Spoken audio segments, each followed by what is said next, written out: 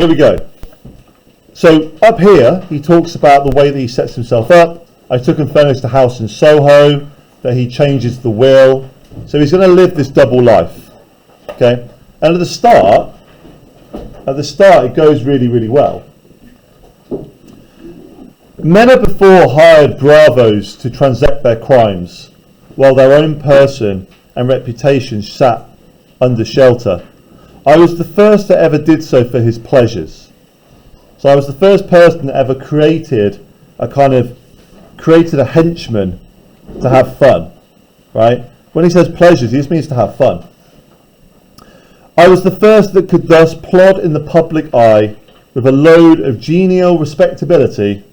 So in public, he's respectable, and in a moment, like a schoolboy, strip off those lendings and spring headlong into the sea of liberty. Nice metaphor there, right?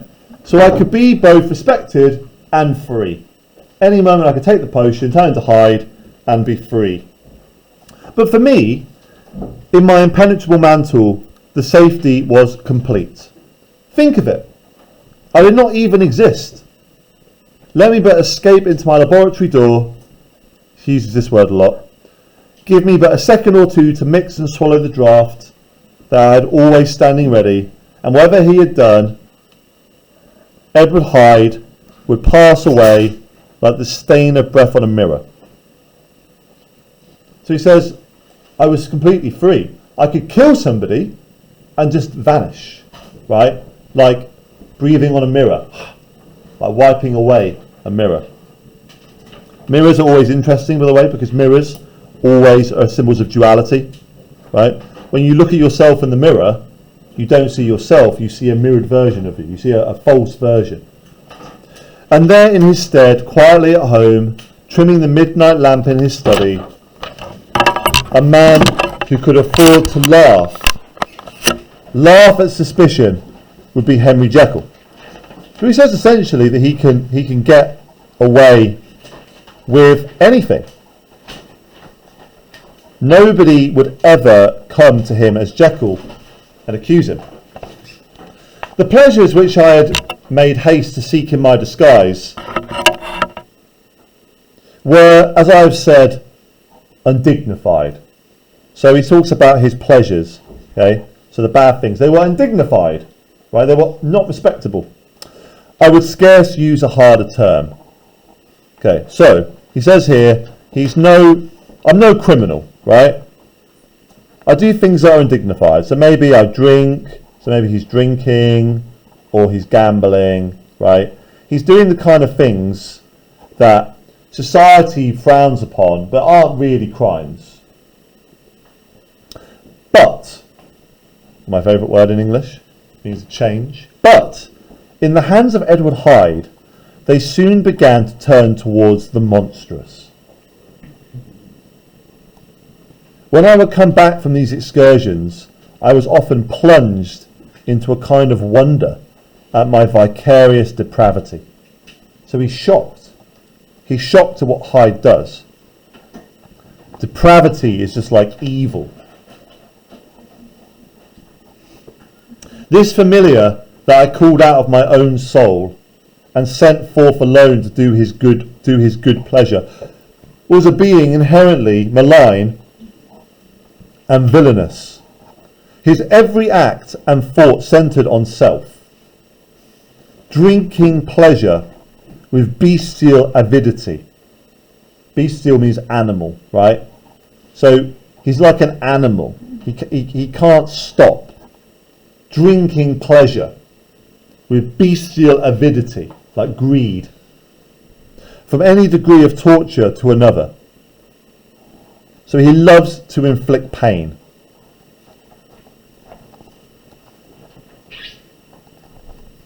Relentless like a man of stone.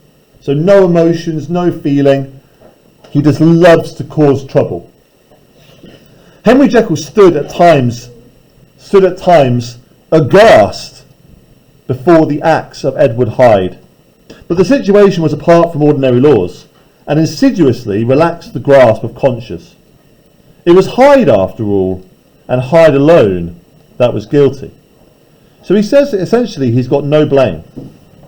So he learns to not worry about it. He goes, oh well, I remember all the things that I did as Hyde, but it wasn't really me doing it, it was Hyde. It's about like somebody who's drunk that goes, oh, I was drunk, it wasn't really me, I was drunk. Jekyll was no worse. He woke again to his good qualities, seemingly unimpaired. He would even make haste, where it was possible, to undo the evil done by Hyde. So he tries to fix Hyde's crimes. So Hyde starts to get stronger. This is the key thing, right? Hyde, stronger. And he starts to do things that Jekyll doesn't approve of. So bad, the next day Jekyll goes out and tries to fix the problems. So it's like if Hyde goes out and punches somebody in the face, Jekyll goes and gives them money for the hospital treatment. So it's kind of a weird relationship where the two parts are kind of almost at war. Into the details of infamy at which I thus connived, for even now I can scarce grant that I committed it. Sorry, yeah. I have no design on entering. So he says here, I will not, he says, I won't tell. He says, I won't tell the specifics of what I did. I mean but to point out the warnings and the successive steps from which my chastisement approached. I met with one accident, which, as it brought no consequences, I shall no more than mention. An act of cruelty to a child aroused me against the anger of a passer-by, whom I recognised the other day in person of your kinsman. So this, of course, is chapter 1. Okay, this is Enfield's story. The doctor and the child's family joined him. There were moments when I feared for my life. And at last, in order to pacify their too just resentment, Edward Hyde had to bring them to the door and pay them in a cheque drawn in the name of Henry Jekyll. So this is his first mistake, because he ties the two names together. Until that moment, Jekyll and Hyde, no one thinks about them together. But this danger was easily eliminated from the future by opening an account at another bank in the name of Edward Hyde himself. And when by sloping in my own hand backwards, I had supplied my double with a signature. So he fixes the problem. So number one, he opens a bank account for Hyde. And two, he makes a signature. But you know what? He doesn't know Mr. Guest, does he? He does not know that Utson's best friend is a handwriting expert who can see through a slopey hand. So he makes a mistake because he has to pay out of Jekyll's money, and therefore the link is drawn. So he goes and he makes a bank account, right? And he makes a signature, but it's too late. By that point, Utterson has already started to be linked in. Okay? So down here we can say simply that we are seeing, again, so Hyde, stronger, Jekyll, weaker. Okay? The more times he spends as Hyde, the stronger Hyde gets. Bigger, stronger, more powerful. Some 2 months before the murder of Sir Danvers, I had been out on one of my adventures, had returned at a late hour, and woke the next day in bed with a somewhat odd sensation. It was in vain I looked about me. In vain I saw the decent furniture and tall proportions of the room in the square. In vain that I recognised the pattern of the bed curtains and design of the mahogany frame. Something still kept insisting that I was not where I was, that I was not awakened where I seemed to be, but in the little room in Soho where I was accustomed to sleep in the body of Edward Hyde. I smiled to myself, and in my psychological way began lazily to inquire into the elements of this illusion, occasionally, even as I did so, dropping back into a comfortable morning doze. I was still so engaged when, in one of my more wakeful moments, my eyes fell upon my hand. Now the hand of Henry Jekyll, as you have so often remarked, was professional in shape and size. It was a large, firm, white, interesting he uses that word, and comely. So Jekyll's hand is a nice hand, right? It's a big hand. It's a white hand. It's firm, it's strong. But the hand which I now saw, clearly enough, in the yellow light of mid-London morning, lying half shut on the bedclothes, was lean, corded, knuckly, of a dusky pallor, which means it was dark-skinned, and thickly shaded with a swarth growth of hair, was the hand of Edward Hyde. So Jekyll's hand is big and healthy looking and white. Hyde's is small, hairy, dark, and like bony and knuckly, right? Like an animal hand, right? The hair, like an animal hand. What's happened? He's gone to bed as Jekyll, and he's woken up as Hyde. So what's happened? He's transformed without the potion. Okay, this is a bit unclear, right? So up here, goes to bed as Jekyll, wakes as Hyde. Okay, so he is transformed without potion. So in other words, when Jekyll goes to sleep at night and lets down his guard, Hyde, who's now stronger, comes out of him without him even taking the potion. I must have stared upon it for half a minute.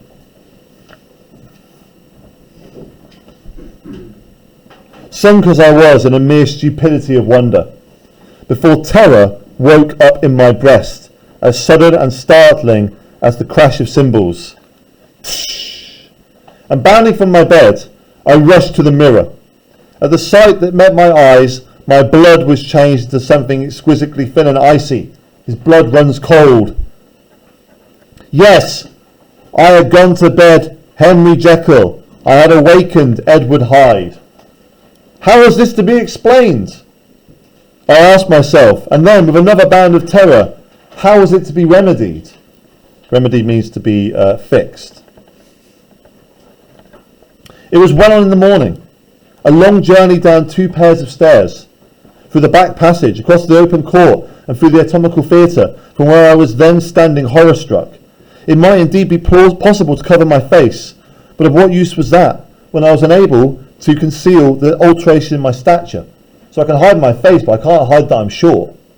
And then with an overpowering sweetness of relief, it came upon my mind that the servants were already used to the coming and going of my second self. I had soon dressed, as well as I was able, in clothes of my own size. I had soon passed through the house, where Bradshaw stared and drew back at seeing Mr. Hyde at such an hour, and in such a strange array. Page, please. Page, please.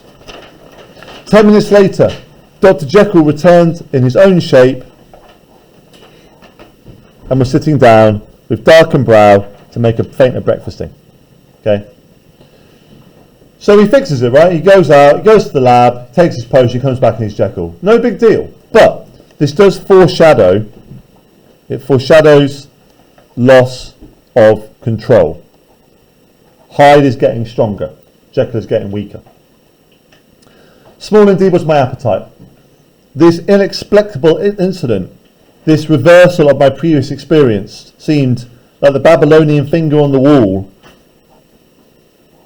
to be spelling out the letters of my judgment. The Babylonians are the ones who talked about doomsday. So it was actually a few years ago.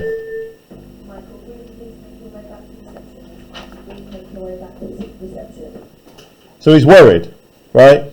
It's going wrong. Like the Babylonians, finger on the wall, my death is coming. And I began to reflect more seriously than ever before on the issues and possibilities of my double existence. So he starts to question what he's doing.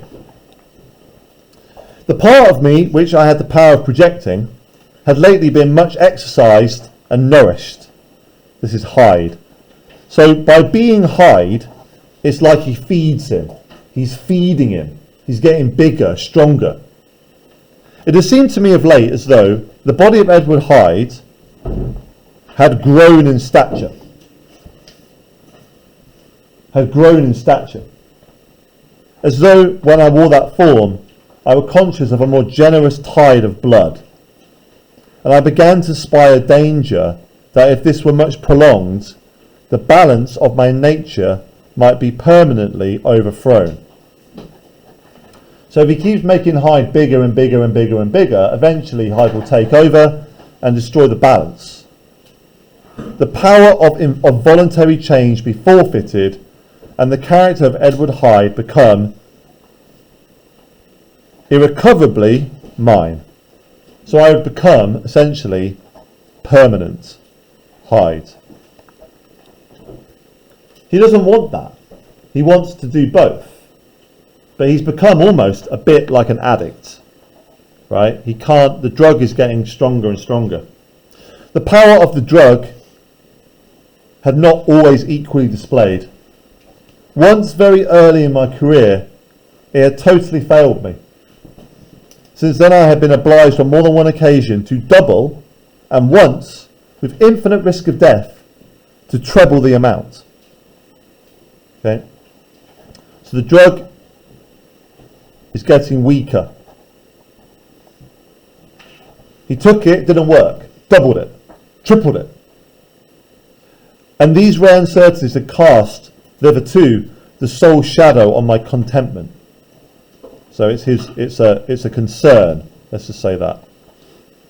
Now, however, in the light of that morning's accident, I was led to remark that whereas in the beginning the difficulty had been to throw off the body of Jekyll, it had of late gradually but decidedly transferred itself to the other side.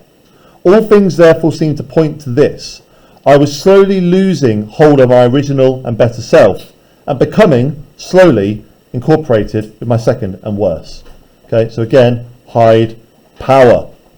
Okay, this is back in the day, the potion used to change me, and now it's flipped over. Between these two, I felt I had to choose. My two natures had memory in common, but all other faculties were most unequally shared between them. Jekyll, who was composite, which means that he is both good and bad, now with the most sensitive apprehensions, now of a greedy gusto, projected and shared in the pleasures and adventures of Hyde. Okay? This is a little bit complicated, right? So just bear with me. So, Jekyll likes to think about being Hyde. So they share memory, so they have the same memory. So Jekyll enjoys Hyde. So when he's Jekyll, he thinks of what he did as Hyde, and he likes it. He has nice memories. But Hyde was indifferent to Jekyll. Hyde doesn't care about Jekyll at all. All but remembered him as a mountain of a bandit remembers the cavern in which he conceals himself from pursuit. So as far as Hyde's concerned, Jekyll is like a cave that he hides in. As far as Jekyll's concerned, Hyde is something that he loves. So Jekyll loves Hyde. Hyde doesn't care about Jekyll at all. He's just convenient. Jekyll had more of a father's interest. Hyde had a son's indifference. Okay, so Jekyll is like the dad, right? And Hyde is like the son. Oops. Son. So, for example, when you guys go home and your dad goes, "How was school, son?" and you go, "It was all right." Your dad cares about you, and you're just like, don't care. Right? I'm sorry if you have a better relationship with your father, then that's excellent. Or if your father doesn't care about you, I'm very sorry. To cast in my lot with Jekyll. So to choose to be Jekyll, to To choose to be Jekyll was to die. Was to die to those appetites which I had long secretly indulged, and had at late began to pamper. To cast in with Hyde was to die 1,000 interests and aspirations, and to become at a blow and forever despised and friendless. He's got a choice. Do I stay Jekyll and no longer have my freedom? Or do I stay Hyde and no longer have my friends? Here is your choice, people.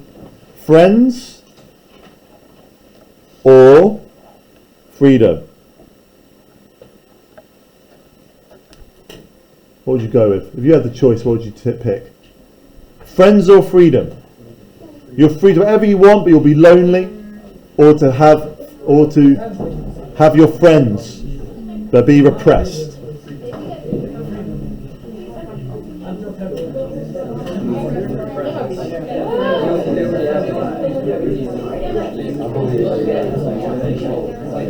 Right, hands up for friends. Hands up for freedom.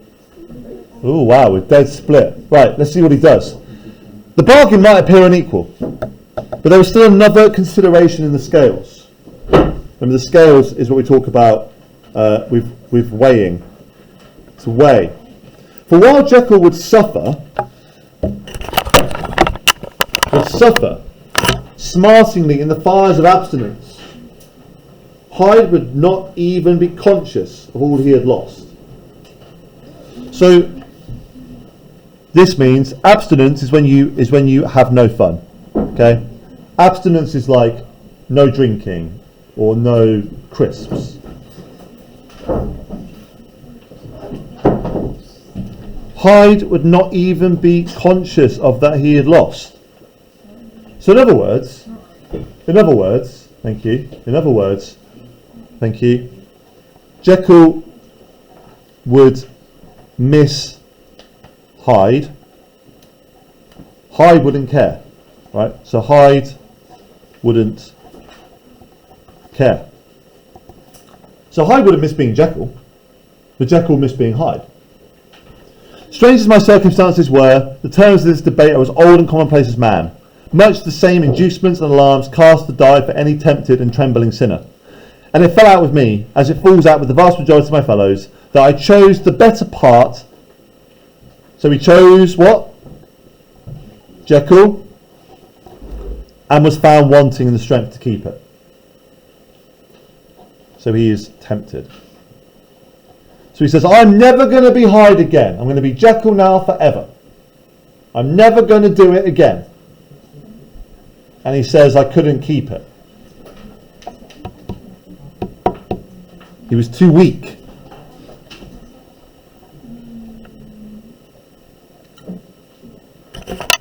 Yes. I'm sorry, he bangs on quite a lot about this. Yes. Yes. I prefer the elderly and discontented doctor. Jekyll. Surrounded by friends. Keep it focused, please. Surrounded by friends and cherishing honest hopes. And bade a resolute farewell to liberty. Bye, freedom. Bye. I don't need that, please. Resolute means forever. Right? So he was really going to try. He was really going to try and do this. The comparative youth, the light step, leaping impulses, the secret pleasures that I had enjoyed in the disguise of Hyde. So he's going to give all it up.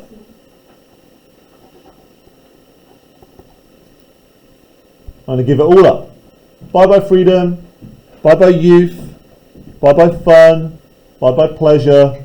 I will live as an old doctor until I die. Bye-bye freedom, bye-bye youth. I made this choice perhaps with some conscious reservation. For I neither gave up the house in Soho, nor destroyed the clothes of Edward Hyde, which still lay ready in my cabinet. So he doesn't commit, does he?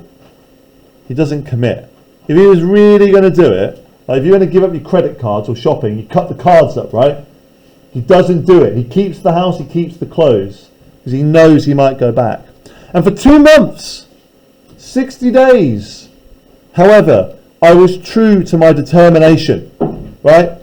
Well done. I was strong. He got his 2-month no Hyde chip.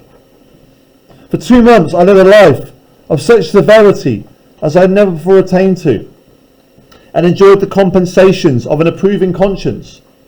But time began at last to obliterate the freshness of my alarm.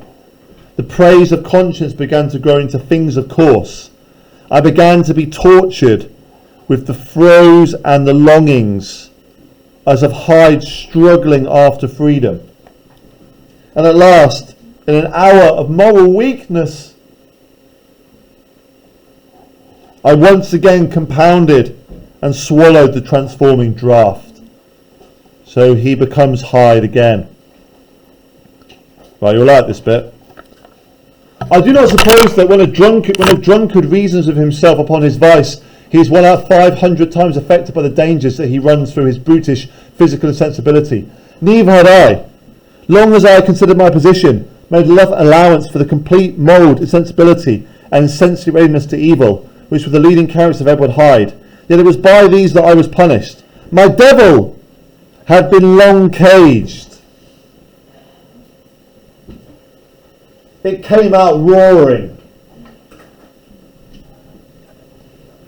So, the more he pushed Hyde down, the devil, the more he pushed him down, when he finally gave in, it all came out. My devil, long caged, came out roaring. I was conscious, thank you, Alfie. I was conscious even when I took the draught of a more unbridled, a more furious propensity to ill. A bridle is what you put on a horse to control it. So Hyde has no controls on him. So no control. It must have been this, I suppose, that stirred in my soul that tempest of impatience, of which I listened to the civilities of my unhappy victim. I declare, at least before God, no man morally sane could have been guilty of the crime upon so pitiful a provocation, and that I struck in no more reasonable spirit than that which a sick child may break a plaything. But I have voluntarily stripped myself of those balancing instincts by which the worst of us continues to walk with some degree of steadiness among temptations, and in my case to be tempted, however slightly, was to fall. So he says the temptation was too strong. He says, I know it was wrong, but I couldn't help myself. I had to do it. Last bit, doing well. Instantly, the spirit of hell awoke in me enraged. These are the good quotes, right? The spirit of hell awoke in me, enraged. Rah! With a transport of glee, I mauled. With a transport of glee, I mauled the unresisting body, tasting delight from every blow. What's he talking about? Yes, this is chapter 4. This is Carew. It says on the previous page here, sorry, I should have said this. He says here, I had no reason to do it, right? He says, go back a page, sorry. He says when he kills Carew, he says it's like a sick child breaking a plaything. So this is Carew's murder. He says the man didn't deserve it at all, right? He didn't deserve, like he did nothing to me that meant I should have killed him. I just went mad. Right? I beat him. I mauled his body. I loved every second of it, right? Delight. Tasting delight Give me old men to beat.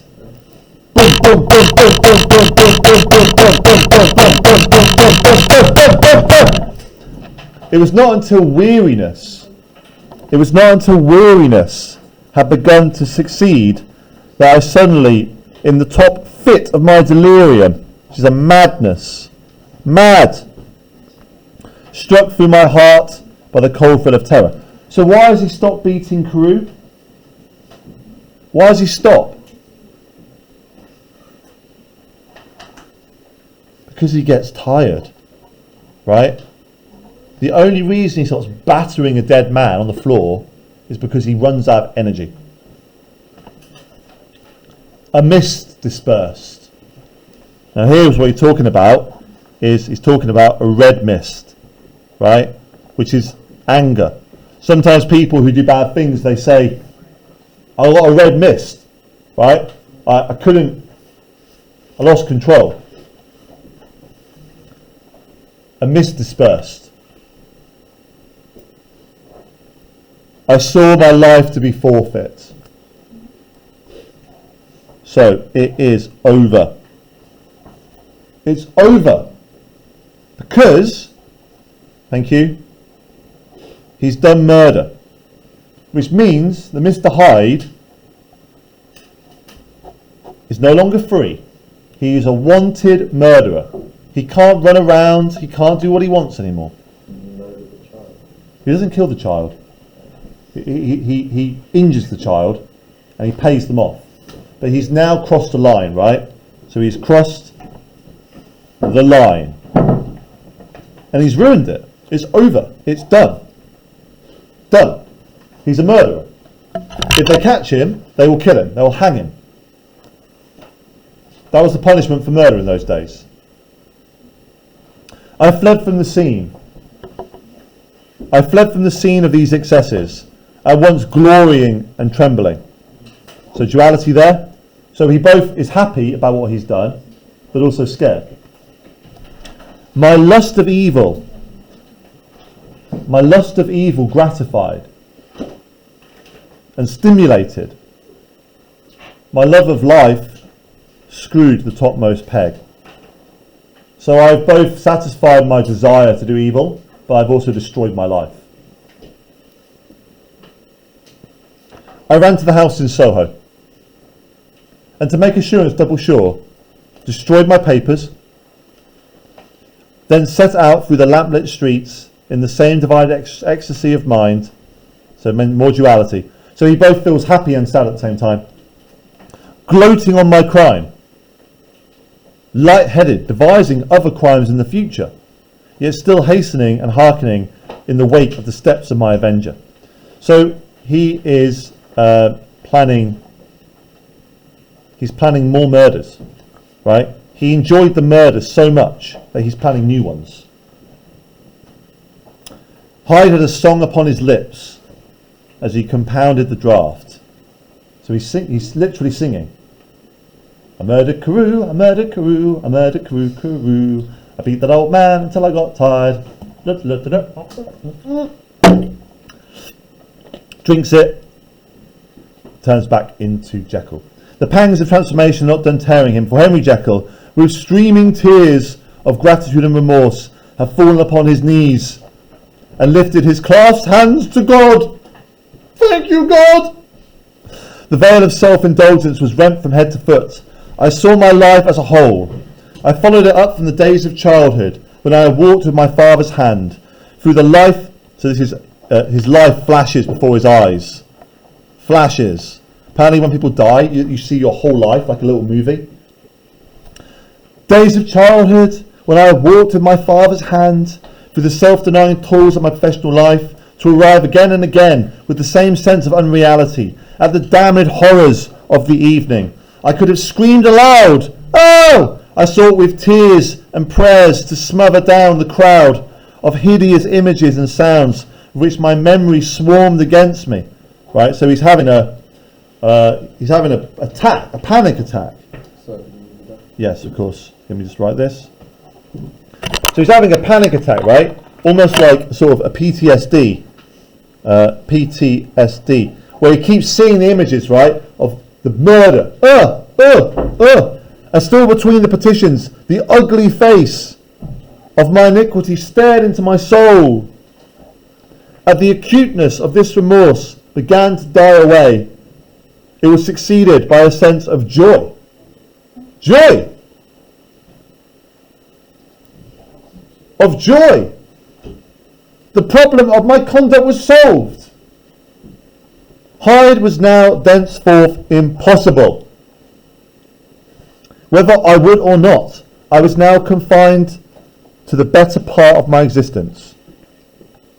And oh, how I rejoiced to think of it! Yea! With what willing humility I embraced anew the restrictions of natural life.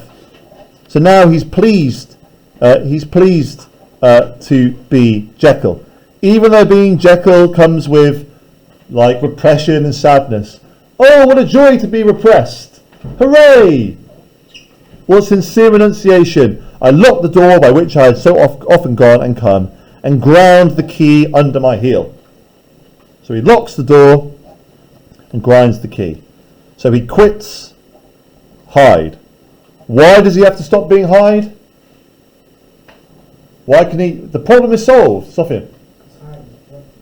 Yeah, he's a wanted murderer. So he's like, I can't be him anymore. Right? So it's solved. Takes the key out, locks the door, snaps the key in half. Done.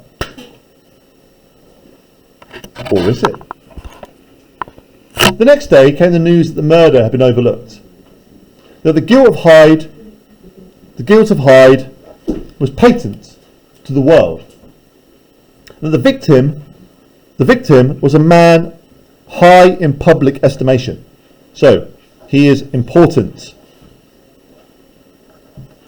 An important man. It was not only a crime. It had been a tragic folly. So it's a tragedy. I think I was glad to know it. I think I was glad to have my better impulses thus buttressed and guarded by the terrors of the scaffold. Now, circle this, please. Very important. Okay, the scaffold is where you hang people. So, because the man was important, if they caught Hyde, he would be hung. Sorry, he would be hanged, as they say. He would be murdered.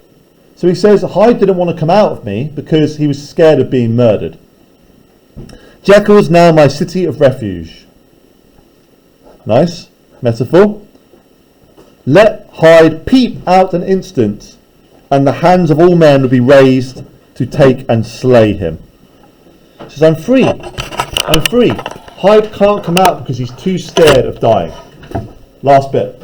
Well done. You've done very well. I know it's been long today. Okay.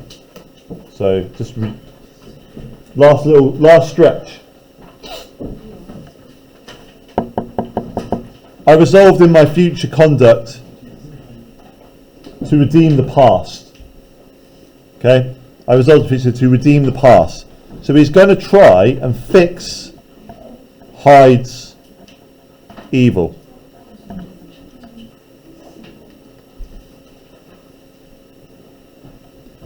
And I can say of honesty that my resolve was fruitful some good.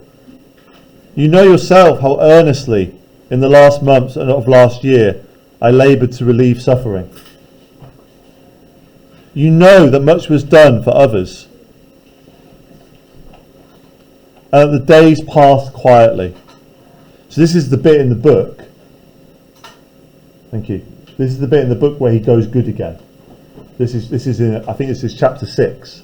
Chapter 6 where he goes, oh, I'll never see Hyde again, I'll be good. Almost happily for myself. Nor can I truly say that I wearied of this beneficence and innocent life. Beneficent means to be giving, to be good. I liked it. I liked being good. I think instead that I daily enjoyed it more completely. But I was still cursed with my duality of purpose. And as the first edge of my penitence wore off, the lower side of me, Hyde, so long indulged so recently chained down, began to growl for license. So the more he's good, the more he's good, the more Hyde growls within him and desires freedom. Not that I dreamed of resuscitating Hyde. Doesn't want to bring Hyde back to life. The bare idea that would startle me to frenzy. No! It was in my own person that I was more tempted to trifle with my conscience. And it was an ordinary secret sinner that I at last fell before the assaults of temptation. So, he is still tempted by Hyde. Good. That's the end of part 2. So, a couple of jobs to do. I'm going to advise you to do them now because so we don't forget them. Just pause that.